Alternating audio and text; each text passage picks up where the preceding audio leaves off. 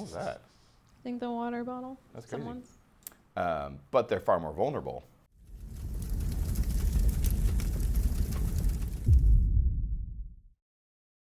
I imagine a lot of the business podcasts right now are talking about SVB. That's had a big,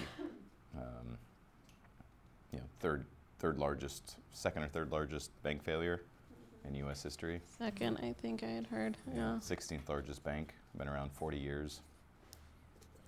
It's pretty crazy. Yeah. And then Facebook lays off another 10,000 people.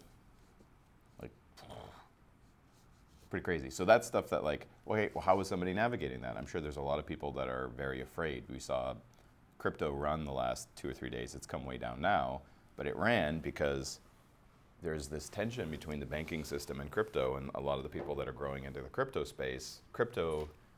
Satoshi really, his white paper, who's the inventor of Bitcoin, which we don't actually know who that person is, but that's the name. It was in response to the banking collapse of 2008. I was like, we got to come up with a better system. We need to decentralize finance. So here we are again. Like, what are the unintended consequences? We printed $8 trillion. We dropped interest rates to nothing. And so, now in an attempt to slow down economic, or specifically inflation, we're raising rates again. What are the unintended consequences? Lots of banks are sitting on notes that are 1-2%, and the yield curve is inverted, right? So it's short-term interest rates it's better to put your money in short-term things than long-term things right now. That's super interesting. That hurt banking's profitability. Was not an intended consequence. So there's fear that that's going to happen again. So that's stuff that I think, talking about, well, how do you protect yourself against that? Like, what do you think about that? I have a lot of friends in the investing world that went down, and they were texting me, hey, like, I'm looking for solutions, or hey, you know anybody who's dealing with this right now? I'm like, yeah, a lot of people. Like, for those who don't understand, let's say you had $5 million, or in some cases $30 million sitting in an account, and it's suddenly gone. You do not have access to it. Well, if that was the only bank you had, and that was your payroll account, you're fucked. And that happened for a lot of people. They couldn't pay their employees on Friday. Which, that's part of the reason why we hold the majority of our money in a top 3 bank. I'm not against regional banks. I think they're actually much easier and better to work with in some ways because they want your business and they're smaller. What was that? I think the water bottle. That's crazy. Someone's. But they're far more vulnerable. And then I think having redundancy in your banking system is important. We have more than one. Oh, like multiple accounts? Got it. Yeah.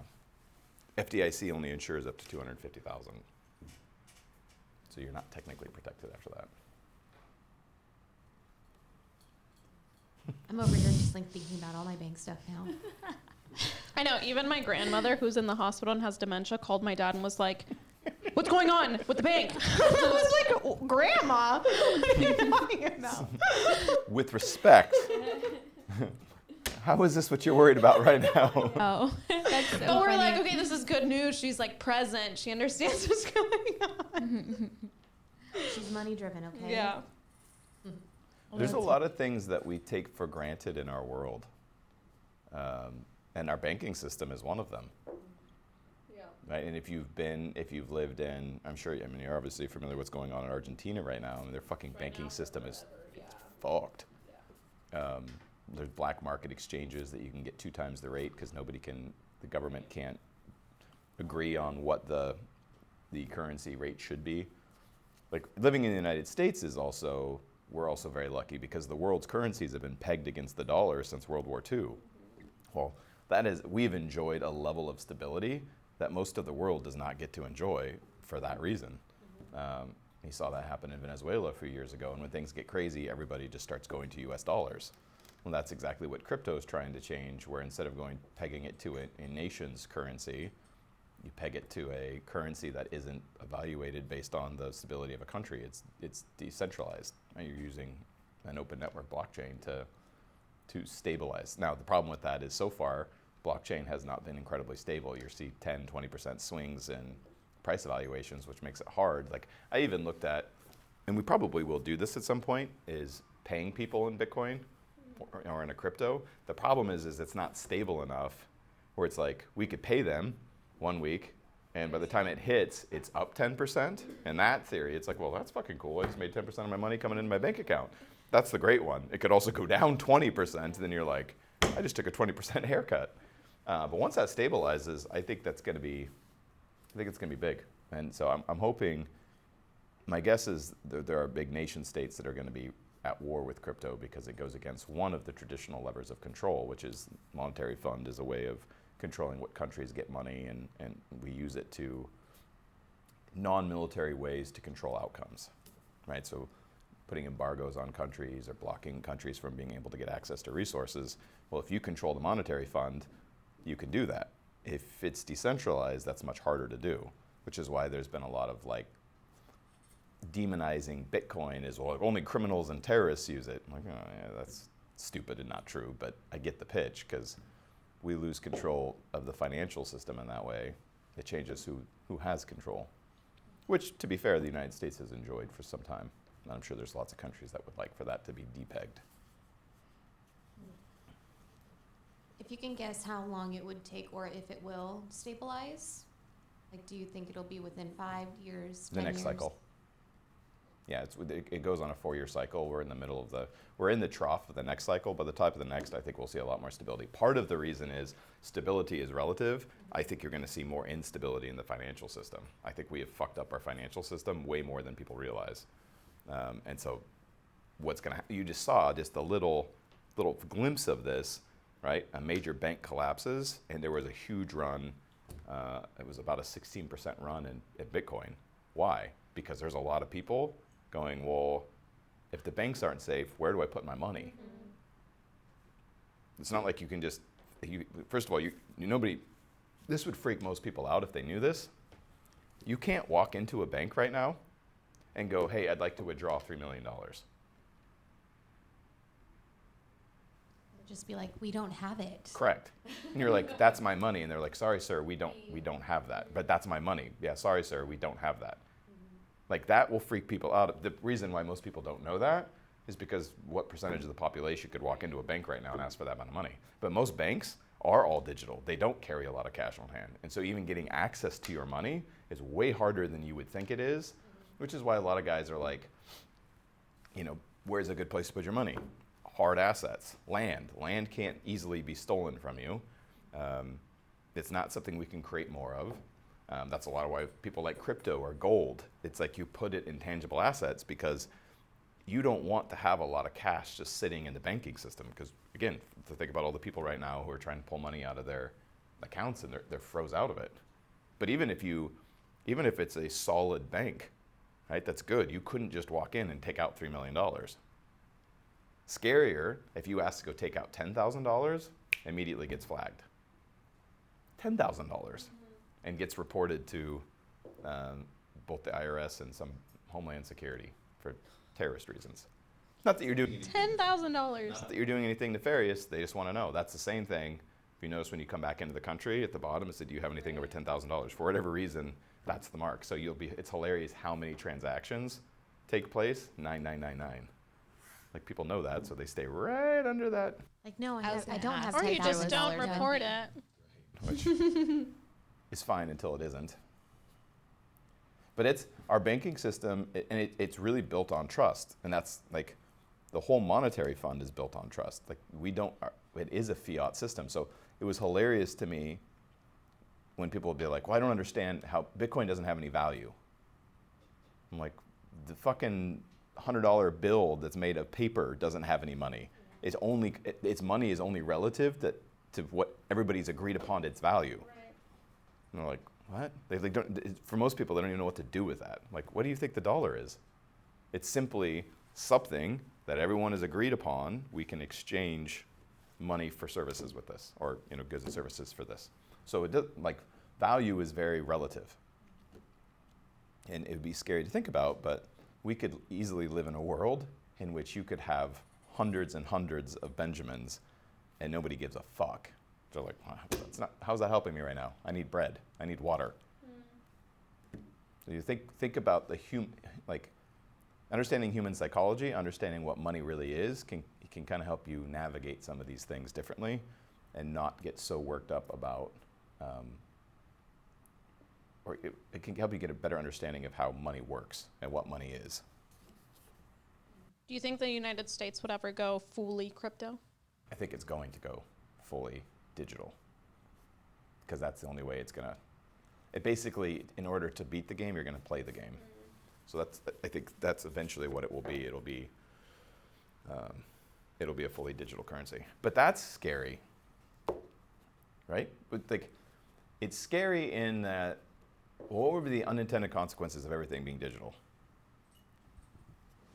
You get hacked. Or That- hacking? I don't That's know. like probably a top 5 issue. So top one. What if we had a completely digital currency? The value could continuously change. No, you could peg it. Those parts. That's what the Fed does. The Fed protects the dollar, right? And as long as the U.S. dollar its strength is backed on the stability of the U.S. economy, which is why the economy fluctuates massively based on consumer spending, the consumer index, which just came out, CPI, consumer price index, employment, unemployment, because the dollar as a reserve currency is largely predicated upon its strength and stability of the U.S. economy, which is capitalism, which is why a lot of people who hate capitalism many of them don't understand the intricacies of what they would be like, okay, well, fucking with this does a lot more harm than good. But the big unintended consequences was everything was digital. Literally everything you do is tracked. Everything. Right? Now, for many people, maybe you don't care. Right? And I think most people don't necessarily care from like, I'm not doing anything criminal, so I don't care. That's not even the point. Yeah. Think of what just happened to social media. Everything was tracked on social media, and Facebook was able to take massive advantage. They're the golden years. We'll go back and talk about the years like 2013 to 2016 as the golden years in ads, because you could be mass targeted. Like, we all experience this where we're talking about something, we open our phone and it's like, what the fuck? There's an ad literally about whatever that is. Well, now imagine digital and brick and mortar. There's no escape, right? There's nowhere where your buying decisions are private. Talk about being able to anticipate and manipulate your behavior. Hey, that opens up a whole other can of worms. Corn dogs. And they magically appear. Could be fun. But I think from a business standpoint, it's important that we know, there's a couple of tactical things that we can do. One is, don't have all your eggs in one basket when it comes to a banking scenario. I would have most of your money, or a good majority of your money, with a top 3 bank. Why a top 3 bank? Most reliable. In theory. Okay. What would it be defined as a top 3 bank? The biggest banks in the world in the United States. So that's Chase, Wells Fargo, and Bank of America. Because they easier access. Well, I'll put it this way. Because of what happened in 2008, I have absolutely no love for Bank of America. Quite the opposite. But what's the chances the United States is going to let the Bank of America fail? Right? That's like the same thing with American Airlines. Like, if airlines are going under and you can buy it dirt cheap, buy American Airlines first, because there's no fucking way the United States is going to let something with its brand on it fail. So what are the top 3 banks? Wells Fargo, Chase, and Bank of America. Yeah. So why would it be beneficial to be in those 3 banks? Those are the ones most likely going, if like shit really hit, like 2008, they were the ones that were protected. A lot of the regional banks got their asses handed to them, which sucks because the big boys then further consolidate their strength, right? Like when WaMu failed, who picked them up? Was it Chase? I forget who, but I think Chase picked up WaMu. Bank of America picked up Merrill Lynch. So there's this massive consolidation, making the juggernauts even bigger, which kind of sucks too, because it limits your choices. But they're also like, let's just put it this way. If there was a run on the banking system in the United States in which you could not access your money from Wells Fargo, Chase, or Bank of America, we're in a much we're in a much bigger problem. Like, that'll be the least of your concerns. Which I'm not saying couldn't happen. It may very well happen. It's just, you diversify. And then regional banks are great, and credit unions there are exceptions, but credit unions tend to be way less leveraged, and they tend to be more stable because of how they do business. So the problem with the banking system is CDS, credit default swaps, where they're literally buying other people's debt, in some cases 100 to 1. So okay, I take your $1 million, so let's say you get a mortgage for $1 million, okay? I loan you that money. This is our banking system, I'm not making this up. You take that money, I loan it to you, now you own your house, but I actually own your house, right? You feel good that you own that house, but the title I'm holding because I gave you that $1 million. That part makes sense. Then I turn around to all my banking friends and I go, hey, I got this bright, shiny, prime fucking mortgage here for $1 million. Give me $100 million and I'll give it to you. If you're literally going, what the fuck, why would anybody do that? That is literally the financial products that led to the 2008 problem. We were leveraging 100 times 1 on debt. Right, I know. Most normal humans go, I don't even understand how does that even work? Yeah. So what do you think happens when the house of cards gets pulled? Right? When the underlying asset loses value, and now you're underwater on your loan, and you've leveraged that loan 100 to 1?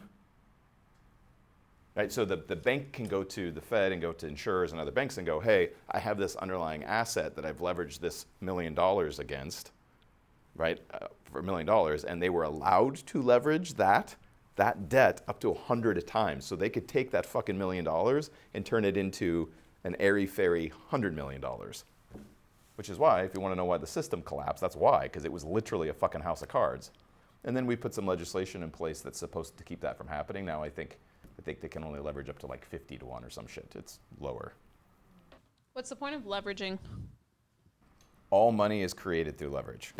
Wealth is created through leverage. That's understanding leverage is an incredible point in understanding how to build wealth. It's the multiplication effect or the exponential effect of using a resource, right? So a business like Amazon leverages technology and manpower to create the behemoth that is Amazon. Jeff Bezos couldn't have built Amazon without people, without money, without technology, right? So that's the leveraging effect. Banks' biggest product, really their only product, is money. So they're constantly putting financial products together that they're reselling. So what they would do in a credit default swap is I take this prime loan and I put it in a bundle with other prime loans. And if I'm using the word prime on purpose because back in 2008 they were taking subprime. So these were people with horrific credit. It was like the stripper who had 8 fucking houses this is a true story, in Vegas, that she was just getting sight unseen on income because prices were going up. Well, there's no way she's gonna be able to pay that. If the house of cards collapses, she can't. So then they would bundle all those loans together and then they would sell it to like a pension fund and say, yeah, we'll give you 5% on your money. And they're like, ooh, that's stable because it's backed by a mortgage, except for it wasn't stable. So they took that $100 million, they would take it in on their financial product backed by mortgages that were not real. So we're kind of doing the same thing in a different way in that we artificially kept interest rates so low that it's also creating a problem because now people don't want to sell their homes because if you sell out of your 2.5% interest rate, you're moving into a 6.5%, 7% interest rate. So it's locking up the real estate market in a different way, which is creating restriction in financial products and being able to keep liquidity going, which is what the unintended consequences are of a very finicky system, which is Powell and the Fed, I do not envy their position, trying to fucking keep that shit going. And you really have to understand human psychology. That's the other part of this. So, fascinating. The business takeaway is diversify where your money is. Don't have if you're a business and or an individual, don't keep all of your money in one bank account. Diversify your assets as much as you can. That's why most of the big players will tell you, I don't sit on a bunch of cash. Almost none of them do.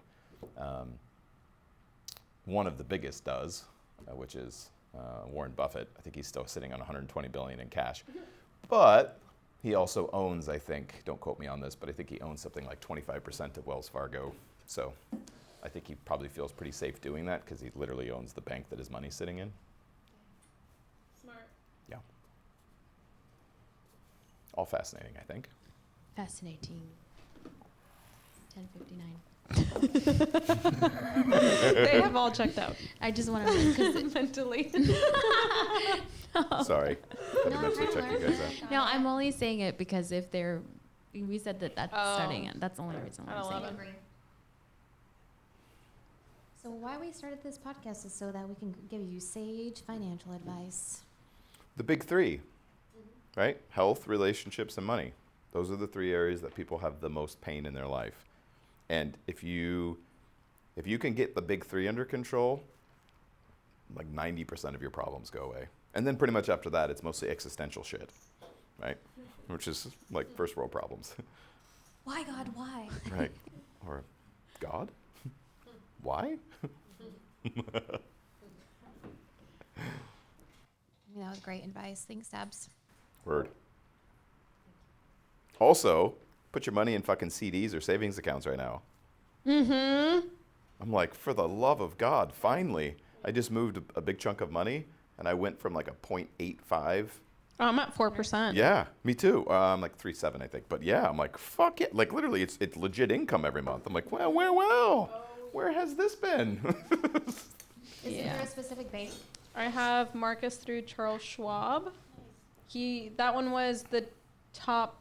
It was in the top 3 of like high I interest thought yields. Marcus was Goldman Sachs. Sorry, it's Marcus. probably I think it is. is. It's one But of I'm them. a big fan of Charles Schwab as a whole, fundamentally how they manage their... Goldman Sachs. You're right. Oh, there you go. Goldman Sachs isn't going anywhere, so you could do worse. But yeah, you should be looking like you got some savings somewhere, put it into an account that's yielding 3 or 4%. That's very easy to find. I'm even seeing advertising for 6% now if you do like long-term CDs, like 12 months. Like there's literally people that have in their entire lives have never seen interest rates like that. It's- Crazy. I have So- my whole like house down payment in that account, so it's like extra cash that Yeah, comes and in it every just month, and I'm stacks. like, hell yeah, I love it. like an extra side hustle. I know my savings account is like not 4%. That's for sure. Well, right, because like U.S. Bank, I think is at like 0.7% or 0.00 something. So you have to look into those. Banks that don't have a lot of overhead are offering more because they have a lot of overhead. So a bank that's mostly online or doesn't have a lot of store locations, banking locations, better. Now there's downside to that because sometimes it's harder to get your money or get access to your money because of that. But as we were just discussing, the illusion is that you could walk into a bank right now and ask for, I don't know what the cap is. That'd probably be fun to Google. I don't know at what point they would turn you away, like how much cash they have on hand, but I know it's not a lot. But yeah, the whole Every card is, I financial. think, is different though. Yeah, yeah, So depends on your card itself, your personal card. yeah. Fun time to be alive. I think things are going to get wild, and that's exciting in many ways. I think scary too, right? Because humans don't generally like instability, but I think the world is going through a major upgrade, and there's a lot of instability that comes with that, and I think a lot of things are changing rapidly.